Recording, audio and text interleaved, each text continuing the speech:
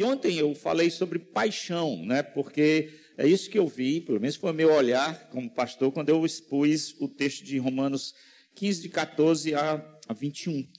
Paulo vibra, né? Paulo tem uma paixão. E obviamente, ele tinha que ter paixão, porque ele chegar diante de uma igreja, como é que ele vai dissuadir, como é que ele vai cativar o povo a comprar essa visão missionária dele, se ele mesmo não está entusiasmado. Então, ele tem entusiasmo e ele mostrou, eu procurei mostrar esse entusiasmo missionário de Paulo nesse texto de Romanos 15, 14 a 21. E hoje, amados, eu quero encerrar, né? Foi PPP, né? Ganhou até um açaí, né? Palavra, paixão, e hoje eu quero falar do aspecto prático. Bem prático mesmo, vou tentar ser bem objetivo, bem prático aqui. Não quero que minhas mensagens não tenham sido práticas, mas aqui eu quero ser bem metodológico, bem prático, talvez até pragmático, se for possível. E terminar esse capítulo 15 mostrando uma teologia prática de missões aqui, seria. É claro, irmãos, eu não estou pensando nem pretendendo aqui esgotar todos os elementos práticos que um missionário tem que ter, ou uma igreja tem que ter, a fim de realizar missões. Eu recortei um texto, e desse texto eu pensei nesses elementos práticos. Obviamente, as Escrituras têm muito mais aspectos práticos para ser considerados, mas eu vi nessa porção, nesse parágrafo que eu vou expor, alguns elementos práticos que Paulo é um modelo de missionário. Se a gente quer ser missionário, a gente tem que olhar para Paulo. É claro que ele não é o modelo é Jesus. Jesus é o modelo, mas ele é um grande referencial que o próprio Deus escolheu para ser um referencial muito bom em termos de missões. E eu acredito que quem é missionário aqui, ou a igreja, vai crescer muito à medida que aprende as estratégias, os métodos práticos que Paulo aqui colocou, a fim de poder trazer a igreja de Roma para o seu propósito de pregar a Espanha. Então vamos ler esse texto de uma forma bem breve. Vamos ficar em pé para a gente dar um descanso nas cadeiras, porque eu vou pregar e vocês aí podem ficar um pouco mais relaxados. O texto é de Romanos capítulo 15, a partir do versículo 22. 15, 22, diz assim, todo mundo que abriu, diga amém. Essa foi a razão, porque também muitas vezes fui impedido de visitá-los, mas agora não tendo mais campo de atividade nessas regiões e desejando há muitos anos visitá-los, penso em fazer quando em viagem para a Espanha. Pois espero que de passagem eu possa vê-los e que vocês me encaminhem para lá. Depois de haver primeiro desfrutado um pouco da companhia de vocês. Mas agora estou de partida para Jerusalém, a serviço dos santos, porque a Macedônia e a Acaia resolveram levantar uma coleta em benefício dos pobres dentre os santos que vivem em Jerusalém. Isso lhes pareceu bem, e de fato lhes são devedores, porque se os gentios têm sido participantes dos valores espirituais dos judeus, deve também servi-lo com bens materiais. Tendo, pois, concluído isto, e havendo-lhe consagrado esse fruto, irei à Espanha, passando por aí. E bem sei que, ao visitá-lo, irei na plenitude da bênção de Cristo. Irmãos, por nosso Senhor Jesus Cristo e também pelo amor do Espírito, peço que lutem juntamente comigo nas orações a Deus ao meu favor, para que eu me livre dos rebeldes e que vivem na Judéia, e que este meu serviço em Jerusalém seja bem aceito pelos santos. Isto para que, pela vontade de Deus, eu chegue à presença de vocês com alegria e possa ter algum descanso na companhia de vocês. E o Deus da paz esteja com todos vocês. Vamos terminar junto? Amém. Podem sentar. Muito bem, amados. Então Paulo chega aqui ao X da questão, né? Depois de quase todo o texto escrito, acredita-se que está aqui o X, né? O foco, o ponto central da carta, onde Paulo quis chegar. Ele quis chegar aqui. A carta, eu defendi, é missionária. E tanto a teologia como o aspecto pastoral servem a esse propósito que Paulo descreveu aqui. Então, aqui nós temos o que eu penso, várias estratégias práticas para podermos fazer missões, principalmente missões transculturais. E eu penso que alguns aspectos práticos eu vou tirar daqui e eu espero estimular essa igreja a partir disso, desse texto, a Igreja Batista de Manaim possa aprender aqui, à luz desse texto, aspectos práticos. Então, vamos logo aos meus pontos aqui, né, que eu gosto muito. Primeiro, eu quero pensar que Paulo fala de um plano. Um aspecto prático de missões é ter um plano.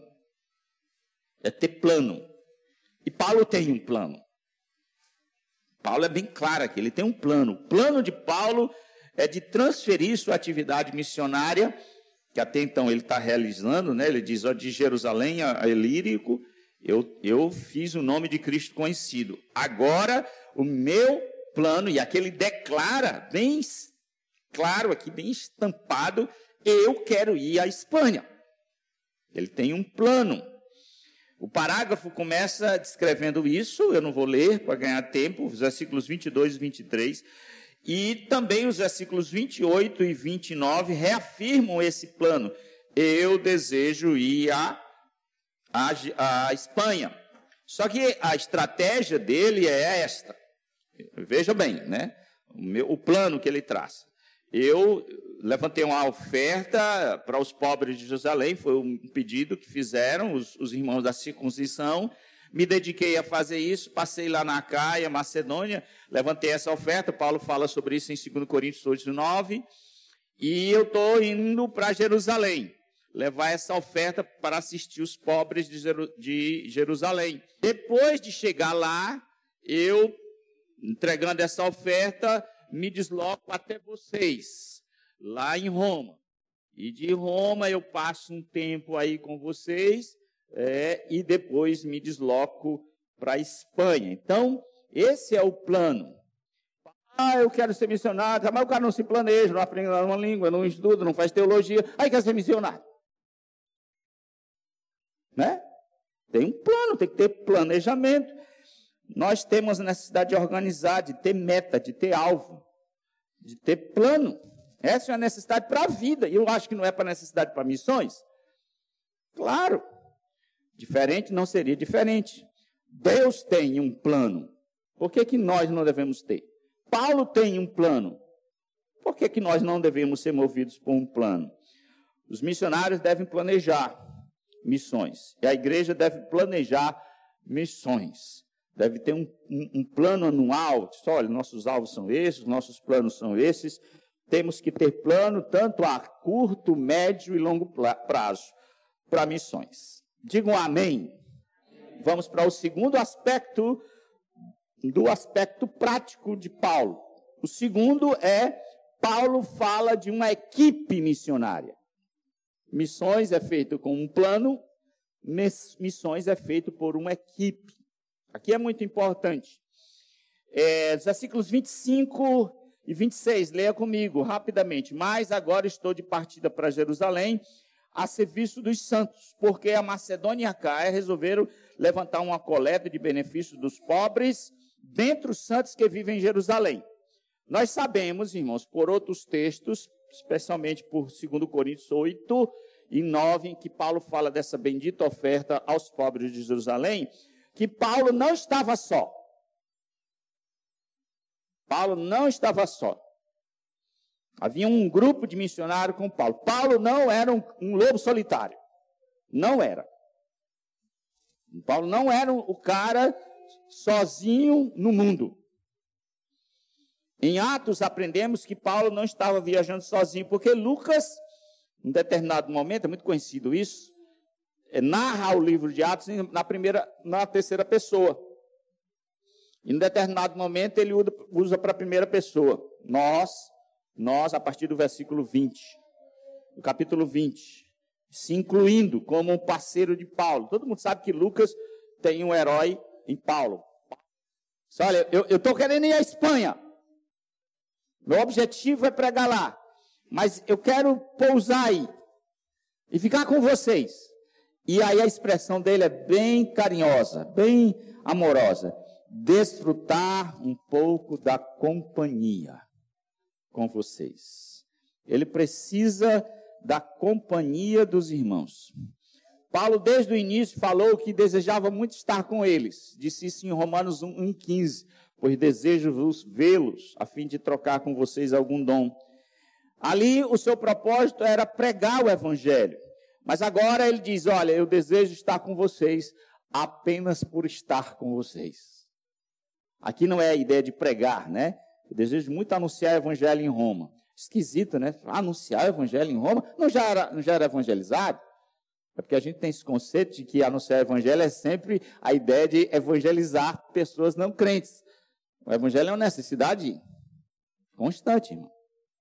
Paulo, quando disse, eu queria compartilhar o evangelho para vocês, você vê, Paulo não é pioneiro, não já está fundado. Não, ele quer trazer o evangelho, porque o evangelho é necessidade, não é de descrente, não é de crente também.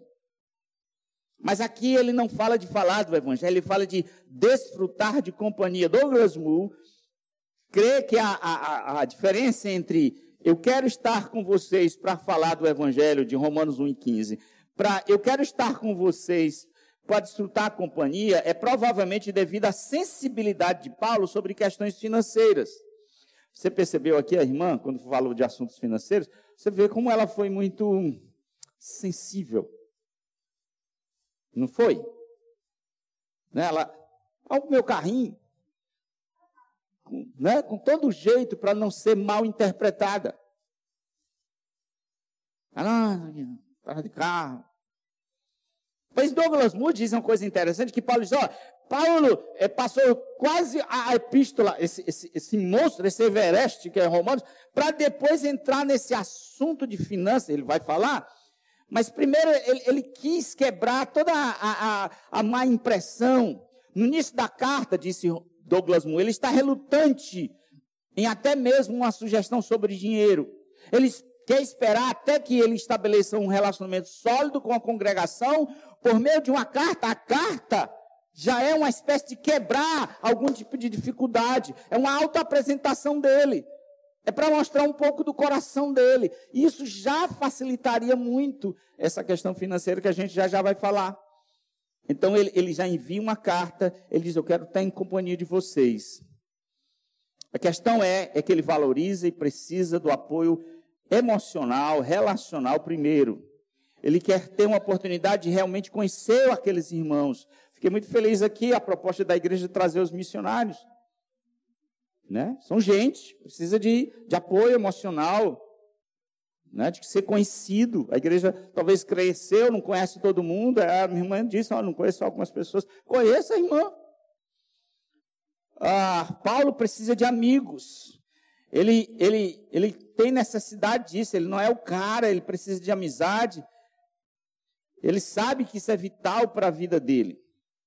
Faz uma aplicação aqui. Em nossa comunidade, irmãos, nós temos algumas estratégias para dar apoio emocional aos nossos missionários. Eu não estou colocando aqui como um padrão para vocês seguirem, é só um exemplo de como a gente tenta suprir isso que Paulo tanto pede. Eu quero a companhia de vocês. Nós temos a segunda missionária, onde a equipe de missões faz uma live com os missionários para conversar com eles. Só para conversar com eles. Os nossos missionários. Hoje nós temos internet, né? Legal? Precisa de uma carta. Ao vivo, o cara está ali na Itália, fim do mundo, a gente conversa. Porque temos essa coisa boa que é a internet. Nós convidamos eles para estar conosco. Nós abrigamos eles em férias. Essa semana, uns 15 dias, 20 dias atrás, um dos nossos missionários passou uma semana com a gente. Né? Bateram uma foto, deram uma camisa do Fortaleza, para isso é um crime. Deram uma foto, o nosso missionário lá em Moçambique. Deram uma foto com o Fortaleza, por isso na mesma hora eu tive que tentar bater uma foto com a canecazinha do vozão lá em casa, ele comendo cuscuz.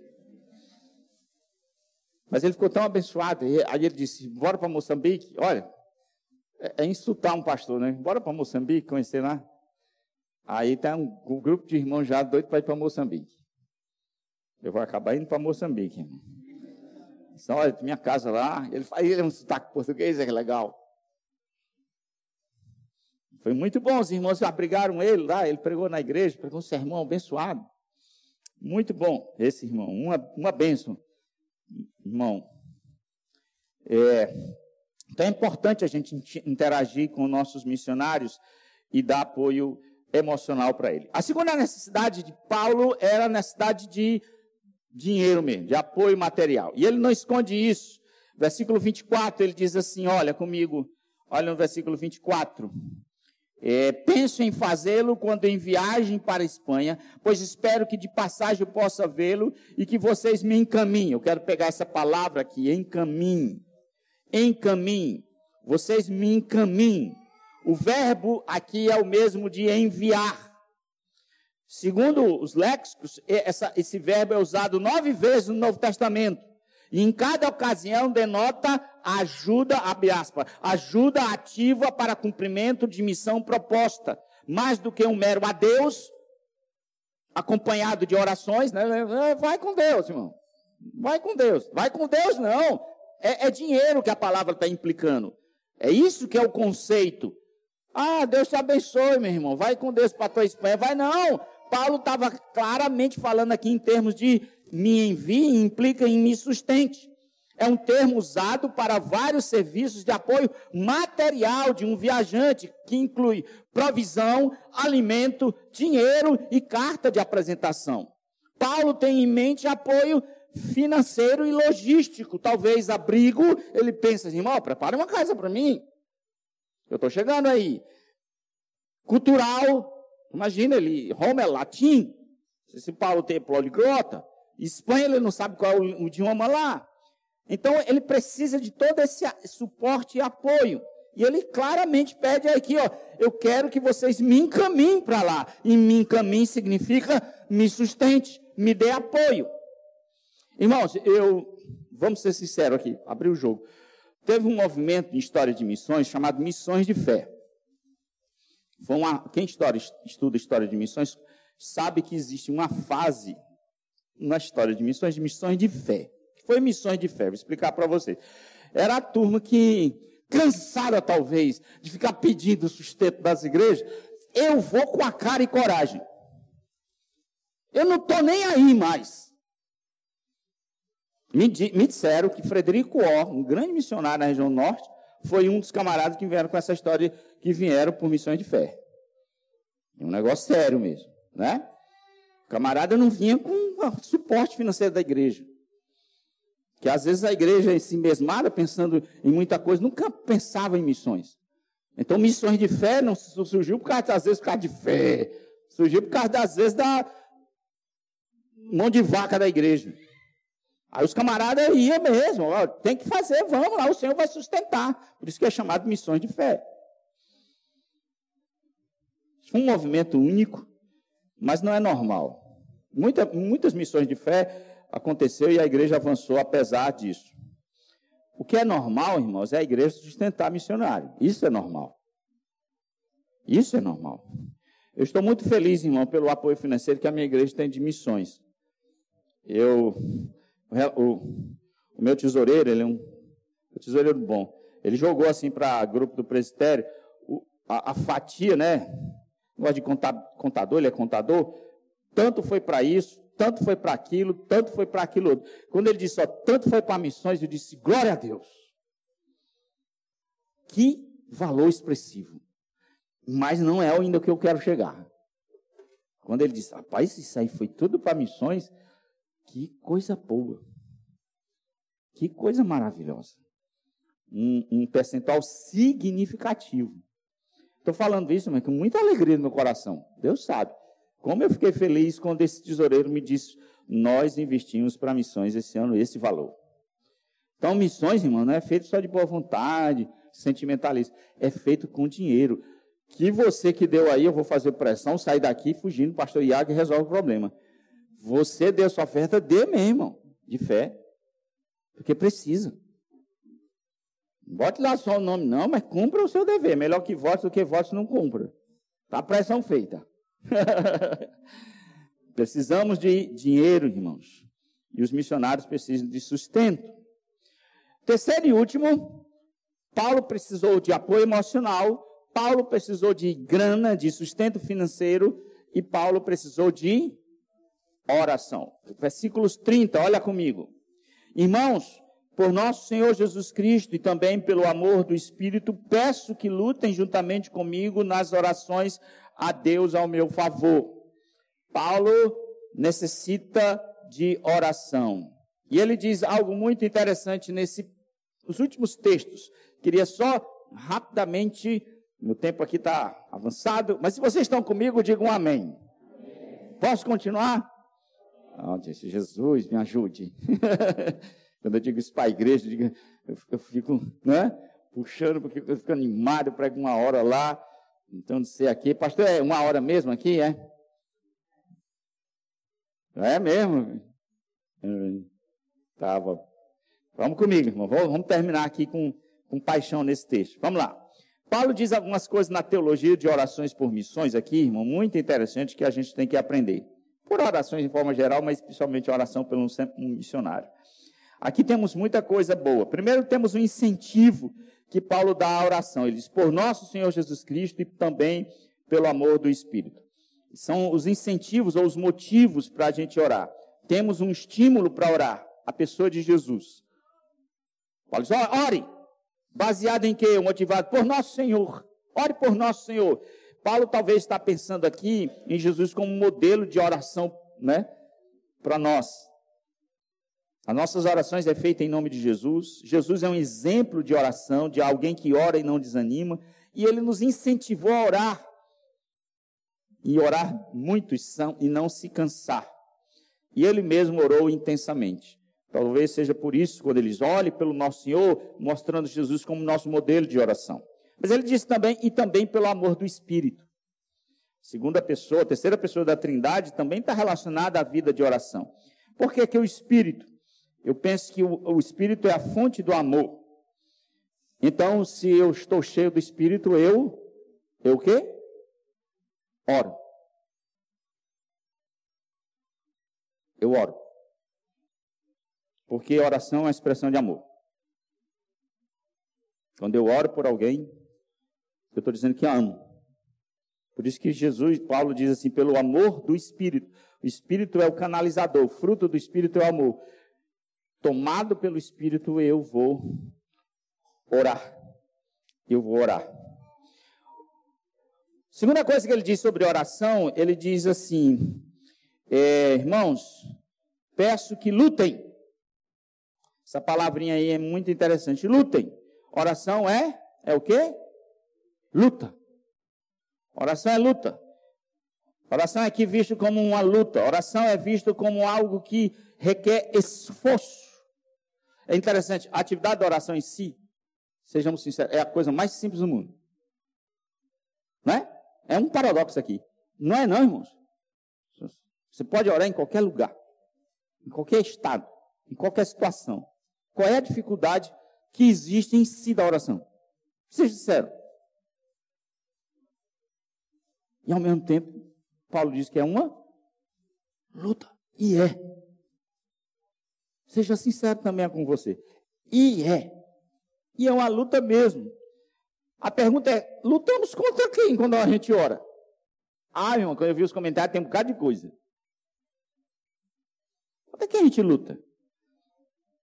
A gente pode pensar, a gente luta contra o diabo.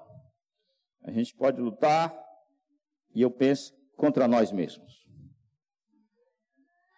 Eu vi um sermão do Augusto Nicodemos, dizendo que uma das coisas mais difíceis na vida é negar a si mesmo. Não é não, irmão? Oração, ele tem esse elemento. Negar a nossa incredulidade, nossa dúvida, nossa preguiça, nossas distrações. Enfim, oração é luta. É interessante que a palavra grega que Paulo usa aí é a mesma que Lucas vai usar quando ele está, o Jesus, no jardim do Getsemane. Que ele ora e estoura sangue. Agonidos ou mais, em agonia. Alguém já orou assim? Persistindo? Oração é luta. É luta contra a nossa carne, é luta contra o mundo e é luta contra o diabo. Outra coisa que ele diz nessa questão de oração, ele diz, lutem juntamente comigo. Lutem juntamente comigo. Paulo fala de oração em conjunto. Pastor Iago falou aqui que quarta-feira é o culto de oração. Por que você não fica em casa e ora? Não é mais prático? Gastar tempo, pegar ônibus, deslocar para cá. Deus não está lá? Cada um faz sua oração em casa. Precisa se reunir para oração. Não é lógico isso? Pode até ser lógico, mas não tem sentido nenhum, porque oração tem esse elemento comunitário. Eu creio que existe a oração individual. Eu fiquei pensando, eu vi uma reflexão do Franklin Ferreira uma vez, eu sempre defendia a oração individual acima da oração comunitária. Eu sempre achava que eu vi um sermão de Jacó. Jacó tirou a família todinha, ficou lutando contra Deus. A gente pode também lutar contra Deus em oração. Lutando contra Deus no Val de Jaboque, sozinho a noite todinha. Jesus disse que fecha a porta, entra no teu quarto. Essa é a oração, né, velho? Aí o Franco Ferreira desconstruiu isso, mostrando que não, a oração é comunitária. Pai nosso, grande chamado da igreja está junto, em oração. Por isso que temos necessidade de estarmos juntos em orando, amados. Por isso que temos necessidade de culto de oração, por isso que temos necessidade de vigília de oração, coisa que está jurássica nas igrejas. Não existe mais vigília. Só não tem tempo mais para ficar mais tempo orando. Precisamos de grupos de oração. Precisamos estar juntos orando. Jesus mesmo disse isso para ele. Fiquem comigo e ore comigo. Ora, o próprio Filho de Deus pediu que os seus amigos orassem com ele.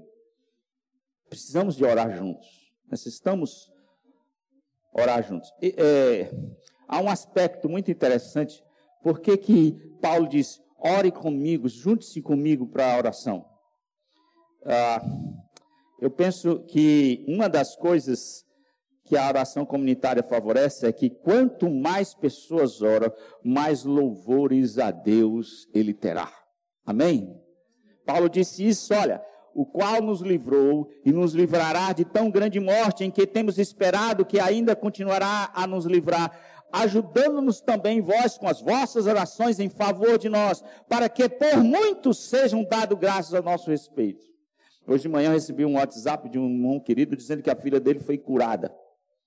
Por que ele compartilhou isso comigo? Porque ele espera que Deus seja louvado também por mim. Então, quanto mais pessoas oram, mais as bênçãos de Deus alcançam a igreja, mais Deus vai ser adorado. Por isso que Paulo diz, mais louvores sejam produzidos, sejam dados mais graças a Deus, pelo que Deus fez por todos nós.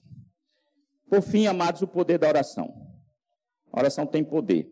Paulo diz aqui que ele pediu 3 coisas à igreja. Olha lá o versículo 31. Para que eu me veja livre dos rebeldes que vivem na Judeia, e que este meu serviço em Jerusalém seja bem aceito, e isto para que, pela vontade de Deus, eu chegue na presença de vocês com alegria. 3 coisas. Primeiro, eu peço que vocês orem para que essa oferta que eu vou levar seja abençoada. Eu peço que vocês orem para que os inimigos, e ele tem muito inimigo em Jerusalém, querendo a cabeça dele, ele não seja refém dele. E para que ele chegue em Roma, né, porque ele deseja ir em Roma em paz. O que é que ele está falando aqui, amados? Ele está falando que a oração tem poder.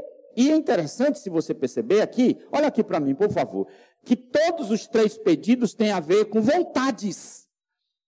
Todos os 3 pedidos têm a ver com vontade. Ele diz, olha, ore para que corações sejam mudados, vontades sejam quebradas, resistências sejam alteradas. Isso é o poder da oração. Oração muda vontades. As mulheres chegam às vezes com maridos descrentes, ou maridos crentes cabeçudos, e diz, pastor, meu marido é assim, assim, o que é que eu faço? Ela se coçando para manipular o marido. Se coçando. As mulheres, né? Assim, doida para poder fazer um negócio assim na carne. O que é que eu faço? Eu digo, ore. Porque oração muda corações. Muda corações. Além de ser um bom testemunho também, né? Como 1 Pedro disse. Ore. Oração muda a vontade. E é interessante que está a vontade dos incrédulos, porque tinha gente querendo pegar Paulo. Ele disse, ore, porque os rebeldes de Jerusalém querem me pegar. Ore por isso. Ore. E pelos crentes também, né? Porque quando ele chegar lá em Jerusalém, vai dar oferta. Tu imagina os judeus, essa oferta de descrente. Ele tinha medo de não poder ser bem aceito. Ele sabia que isso era importante para a vida ministerial dele, uma vez que ele era mal visto até pelos crentes lá em Jerusalém. Como é maravilhoso saber disso. Eu posso mudar corações através da oração. Eu não. Deus pode. E pelo poder da oração. Claro que Paulo diz tudo segundo a vontade de Deus. Deixa eu matar uma curiosidade para vocês. Qual foi a resposta de Deus desses 3 pedidos de Paulo? Primeiro ele pediu livramento dos incrédulos de Jerusalém. Resposta, ele se livrou ou não? Sim e não. No sentido em que ele foi preso, pegaram ele lá, a gente sabe isso em Atos, mas depois ele escapou de ser linchado 3 vezes. Então Deus respondeu a oração, apesar de que ele foi pego também. Segunda, a oferta que ele levou para Jerusalém foi aceita pelos crentes? Sim. Atos 21 diz que os crentes lá em Jerusalém aceitaram de bom grado. Terceira, sobre a viagem a Roma, ele chegou como ele queria? Não. Ele chegou, mas não como ele pensava. Teve naufrágio, aquela confusão toda, lembra? O barco virou, uma confusão, mas ele chegou. Depois de 3 anos ele chegou em Roma aqui, como ele precisava, mas não da mente ou nos planos que ele imaginava. E uma pergunta, que vem desde o início. Ele foi para a Espanha? Ele chegou à Espanha? Bom, se Paulo finalmente chegou à Espanha, não se sabe se ele fez essa bendita 4ª viagem missionária. No entanto, os primeiros documentos cristãos parecem indicar que sim. Há indícios históricos, aqui não estou falando da Bíblia, estou falando de história, que há sinais de que Paulo possa ter ido mesmo à Espanha conforme o desejo dele. Irmãos, deixa eu concluir, e eu quero fazer uma conclusão dessa conferência que foi fruto do que eu estudei e das minhas reflexões pessoais enquanto eu estudava. Eu li, pensei, e muita coisa mexeu comigo durante o processo de gestar esses sermões. Se não abençoa vocês, eu diria que abençoou muito a mim. E eu queria compartilhar 4 coisas que eu vim pensando, à medida que eu vim estudando esse texto, pensando em missões. Esse assunto tem mexido muito comigo. E até o fato de me terem convidado para cá, para falar sobre missões, é algo que confirma os meus sentimentos para com missões nesses últimos anos. E eu vou dizer 4 coisas aqui, eu vou encerrar. Bem pessoais, bem pessoais. Primeiro, eu daria uma vida para ser missionário. Eu daria uma vida para ser missionário. Eu dei uma vida para ser pastor. Eu tinha uma vida e Deus me deu a graça de ser pastor. Pastor, você está frustrado de ser pastor? Não, eu amo. Deus sabe como eu amo o pastorado. Quebrem as pernas, disse Spurgeon, mas não tire o púlpito. Deus sabe. Mas eu diria, olha, irmãos, se eu tivesse mais uma vida, e eu não estou falando aqui de reencarnação não, irmão. Fala não. Eu daria para ser missionário. Eu amo uma música, inclusive tocou aqui um pedacinho. Eu queria ter mais que uma voz, mais que uma vida para oferecer. Eu queria ter uma outra vida para oferecer a Deus e ser missionário. Se Deus me desse uma outra vida, Ele não vai me dar. Eu sei, eu não vou voltar. Eu só tenho uma. Mas eu pensei assim, eu seria missionário. Eu colocaria minha vida para pregar o evangelho aonde Cristo não foi anunciado. Desculpa a emoção aí. Segundo, eu fui muito abençoado por causa de uma jovem que tem missões no coração. E ela está aqui. É a Camila. Por isso que ela está aqui. Vou pregar missões aí. Ela vem a reboque. Essa jovem, e eu não tenho problema nenhum de fazer elogio no culto, ela bagunçou a vida da Filadélfia. Há uns 4 anos atrás, ela chegou na igreja, 4 anos, né? Uns 4. E essa menina, essa jovem, queimava por missões, falava de missões. Tudo era missões. A gente já tinha missões na igreja, mas não tinha. Deus usou essa jovem, ela é médica de carreira, mas apaixonada por missões, já foi para a África, já foi para os ribeirinhos. Se você cortar ela aí, sai missões, viu, irmão? Sério mesmo. Então, quero louvar a Deus pela vida dela. Ela não sabe que eu estou fazendo isso, mas Deus tocou fogo na igreja por meio dessa jovem. Deus seja louvado por sua vida, irmã. Deus seja louvado. Sou grato a Deus. Toda quinta-feira, quando ela chega, pastor, eu tenho um assunto de missões. Caderninho aqui. Diga, Camila, você me dá 20 minutos, ou nosso planejamento, isso. Terceiro, eu sinto que preciso alargar a minha visão missionária, principalmente transculturais. Eu sou pastor, amo ser pastor, gosto de pregar, gosto de ensinar, gosto de visitar. Hoje mesmo visitei uma irmã que está com câncer, batalha grande. Gosto de aconselhar. Essas atividades me consomem e eu faço isso com paixão, Deus sabe. Mas eu vou lhe ser sincero, algumas vezes meu coração fica assim divagando, quando eu fico resolvendo algum problema no gabinete.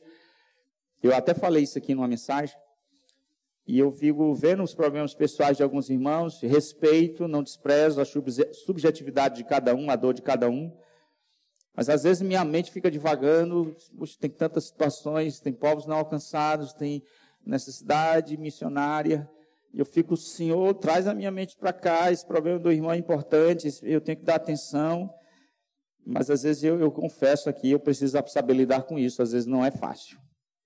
Sou bem sincero. Eu penso que poderia estar gastando a minha vida em missões, embora respeite a dor de cada um e a luta de cada um. Eu penso que você poderia considerar isso também.